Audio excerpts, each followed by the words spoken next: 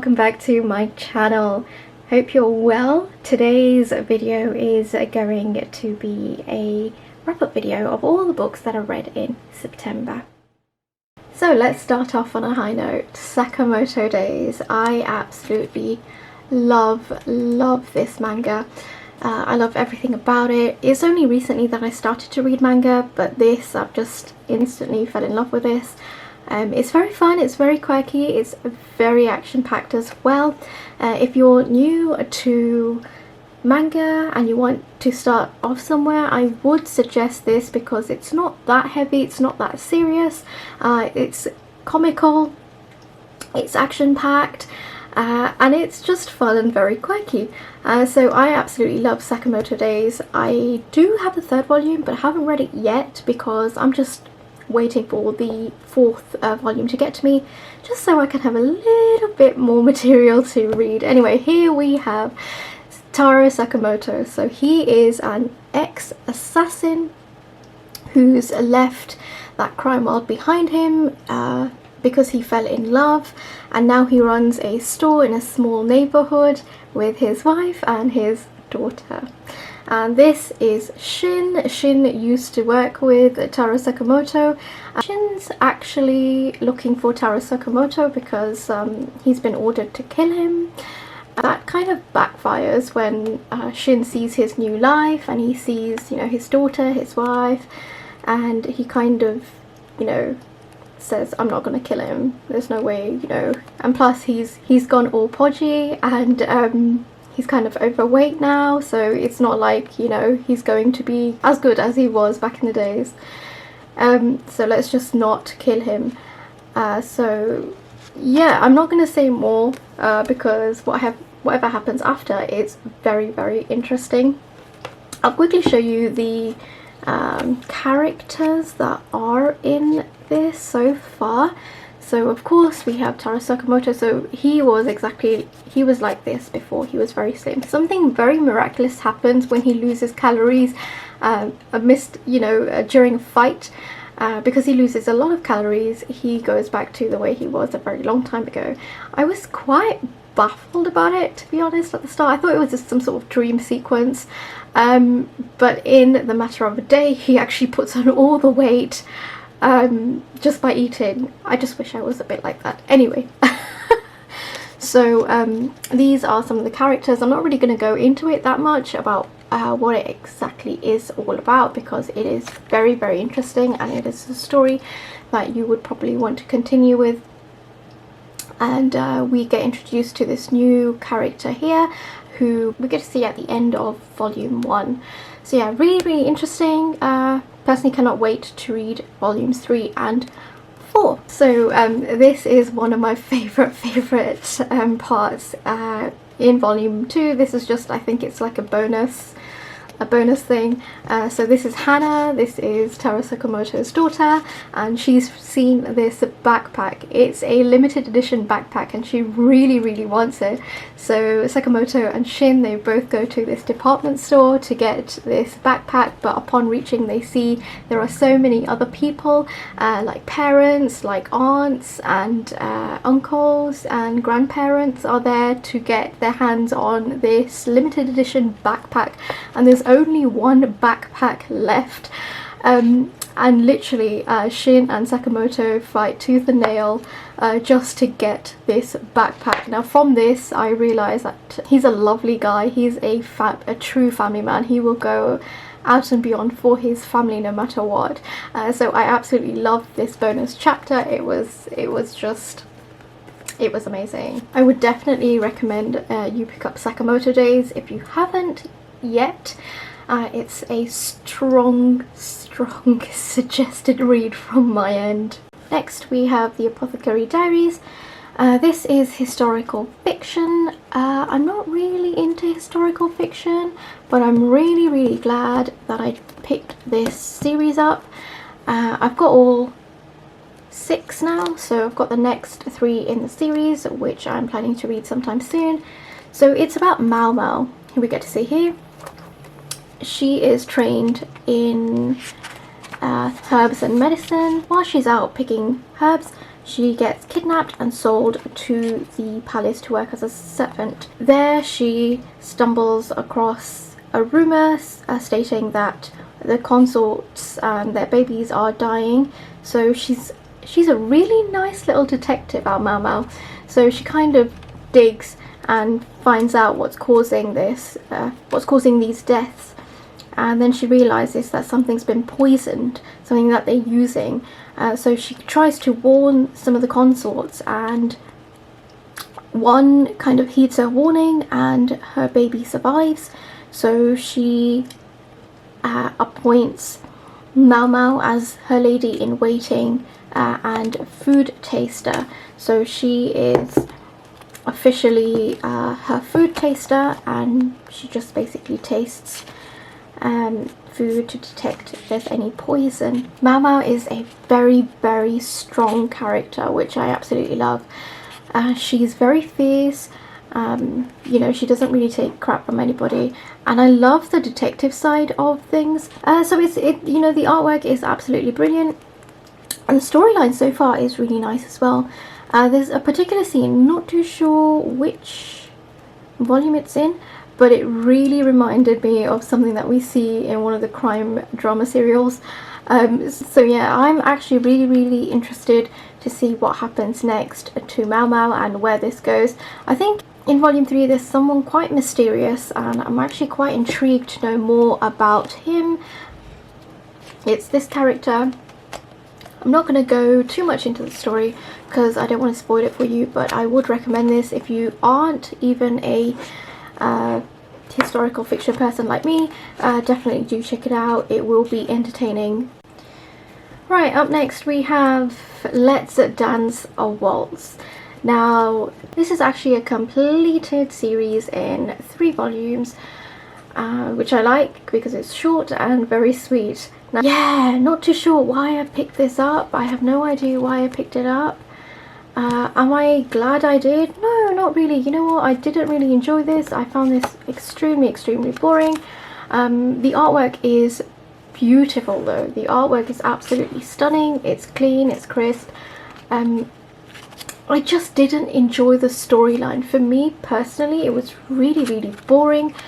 It's about Tango, a boy who used to compete in professional dancing, and when his partner didn't want to do this anymore, he kind of stopped dancing professionally, but he still teaches at his mum's dance school. And there we meet Hima. Her mother named her Hima, I believe that's how you say it. It means princess, and she actually does want to live life as a princess, and she wants to do something a little bit daring, a little bit something out of her comfort zone. So she joins these dance classes, and she's got a knack for dancing. She wants to dance with Tango though, because she's slowly starting to fall in love with him, and Tango's friends are really nice. I like his friends. I don't like Tango and I don't like Hima, but yeah, his friends are really nice. They're very supportive, they're very caring, and there's a little love triangle going on in this, which is slightly boring. Like, I feel like this series could have been done in 2 volumes. I think the 3rd one was not necessary, but you know, credit goes out to all the research that's been put into this book. If you're a fan of dancing, then I would suggest you pick it up, because the techniques and the forms are very well detailed. For me personally, it was really, really boring. I was just glad that it was finished in like three volumes, because I kind of forced myself to read volume 3 when I didn't want to, because it was just so slow. There's not really much going on. I knew who his partner was from the get-go. Like, it's not even a secret. But yeah, there you go. This is Let's Dance a Waltz. Would I recommend it? No, not really. But the art is really nice. If you're a fan of dancing, definitely do pick it up. Next we have I Am A Cat Barista. Now, I am really happy that I picked this one up. I wasn't going to, but I'm really glad curiosity got the better of me and I picked it up. So this is about only wary souls get to see this cafe. So when they're kind of like down in the dumps or they're having problems in life, they kind of stumble across this cafe which wasn't really there before. And when they go in, they are met with Hachi, who is the cat barista. Now, he knows exactly what you require, whether it be in the form of a beverage or whether it be in the form of some food. He will serve up what your soul needs. So this is Hachi, and he runs a cafe. Now this cafe isn't for normal people. Not everyone can see this cafe.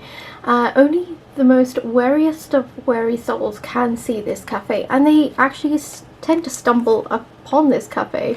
Now when they go in, they are of course met with a cat barista who serves up whatever your soul needs. Now you don't really need to tell him your order. He exactly knows what you need, whether it be in the form of a beverage or whether it be in the form of some delicious food. But after drinking and after eating that, you know, you feel a bit more calmer, you feel a bit more happier, because that's exactly what you need. I enjoy this series so far. It is ongoing. So far only 2 volumes, but I really enjoy it because it's not a manga that you have to keep up with. Like there's no, it's not a running storyline. They are just kind of random characters that kind of pop in and pop out of the cafe with different problems. You know, they've got their own issues, and it's just really heartwarming to see some of these characters. You know, they come from all walks of life. So yeah, if you would like to read a manga that you don't really need to keep up with, and you just want to read as and when, I would highly recommend you read this manga.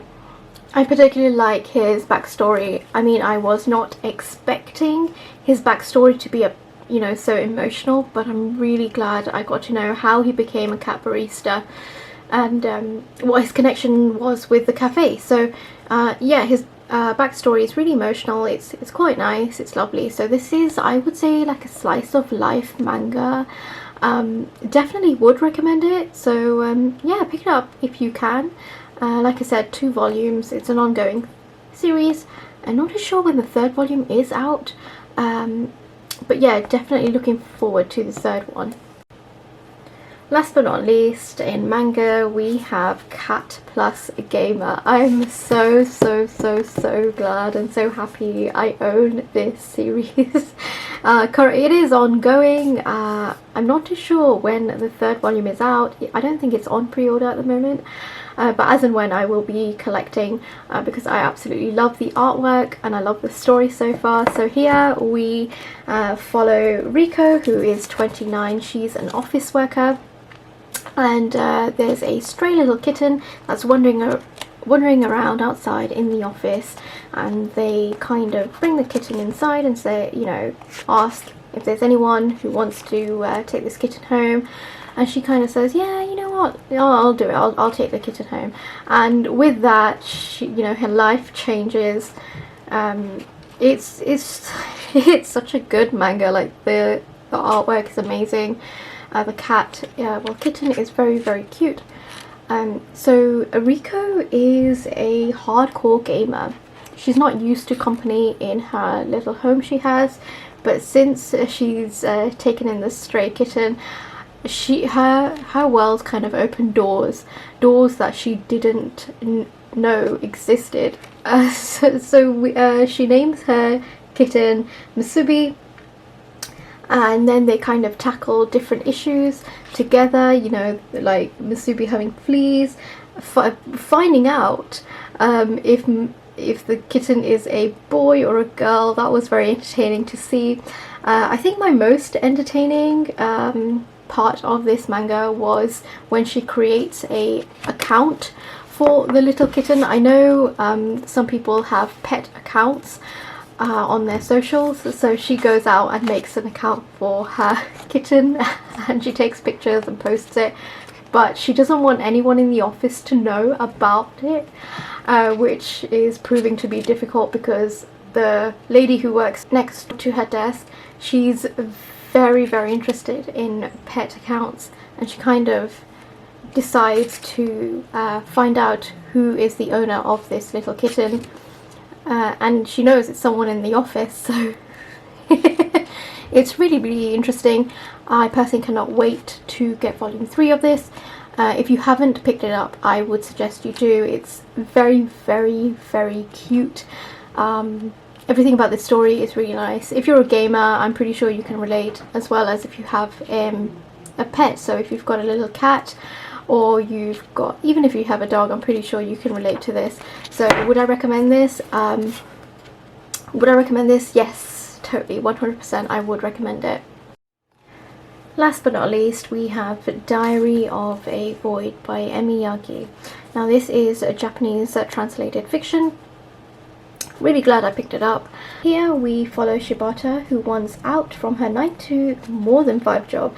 She's stuck in an office full of men who treat her like a maid, which wasn't really part of her job description, but she doesn't know what to do in order for her to get out of this situation. So one day she kind of gets sick and tired of making endless mugs of coffee, also cleaning up after meetings. She kind of blurts out that she's pregnant.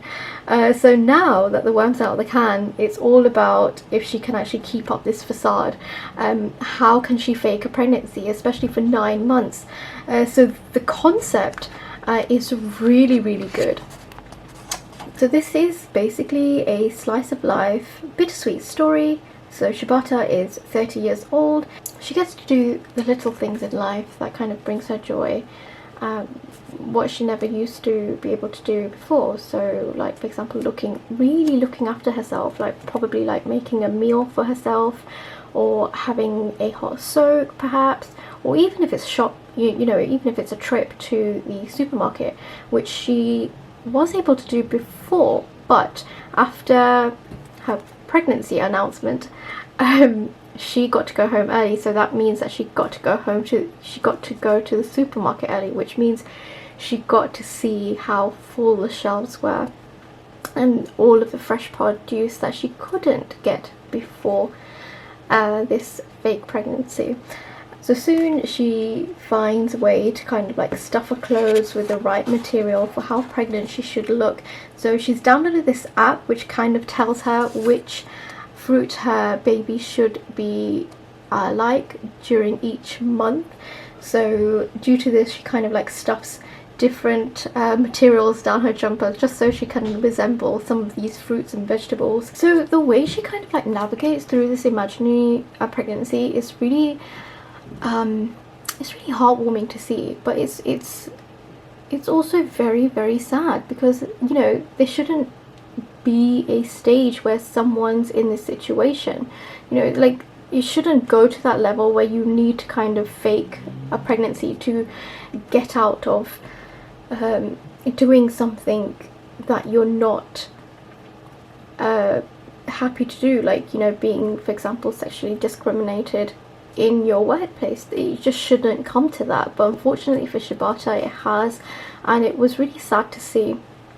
But there is a person that works next to her desk, and he is very, very, very nosy. He wants to know everything about her pregnancy, from like if she's thought of any baby names, if she's eating right, and the reason why he's like that towards her, it's really, really heartbreaking, because his backstory is really, really emotional as well, which we get to see towards the end of the book.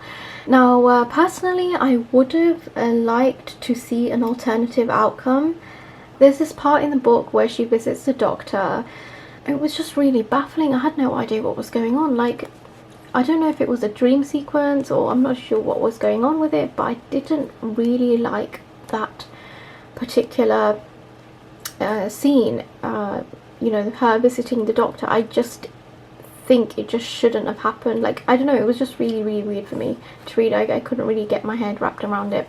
All in all, a good read. not a great read, but I'm glad I read it. And this book is really annoying because I read the physical copy and it's very, very squeaky, and the material I didn't really like. It's quite tough. Not too sure why it's like that, but yeah, it's a very tough book. It was really difficult for me to kind of like keep pages open. It's very stiff, so the physical book I wouldn't recommend. Perhaps get the Kindle version, or if there is an Audible version, perhaps get that. I'm not too sure if there is an Audible version, but if there is a Kindle version, I would recommend you getting that copy instead of getting a physical copy of it, because it's just, yeah, I wasn't a fan of the, not too sure what's going on with the material. It's just really, really hard. It's just very tough. Yeah, all in all, yeah, not a bad read, not a great read also, somewhere like I would say in the middle. I'm glad I read it. So my end thoughts about these mangas and this book. So Sakamoto Days, definitely would recommend. Apothecary Diaries, I definitely would recommend as well. I think Sakamoto Days is going to be on my top, is going to be at the top of my list for a very long time, unless I kind of like stumble across something else I really enjoy. Let's Dance a Waltz, no, not really. Am I going to be keeping these mangas? Not really. I think I may just sell them off, because personally I'm not going to read it ever again. Didn't really enjoy it, found it really boring, so yeah, may just kind of yeah, sell it off. When it comes to Diary of a Void, would I recommend it? Yeah, I would recommend it for the sake of reading it. I think it's just perhaps like a one-time read. One thing I have realised about Japanese translated fiction is there's like a dreamlike scenario in it, which always kind of throws me off. I feel like there's no need for it. Regardless of that, I will still continue to read Japanese translated fiction as and when I can, because I do have a fair few that I need to go through. Cat plus Gamer, would I recommend? Yes, totally, definitely, 100% I would recommend. I Am a Cat Barista, would I recommend that? Of course I would. It's a really wholesome manga. It's, yeah, you know what, after reading it, I think you will feel like someone's just given you a nice big hug. It's really, really nice. So all in all, these are the books that I got to read in September. Hopefully in October I will get to read more than this. But yeah, this has been absolutely lovely. Thank you so much for taking time out and having a watch. And hey, happy reading!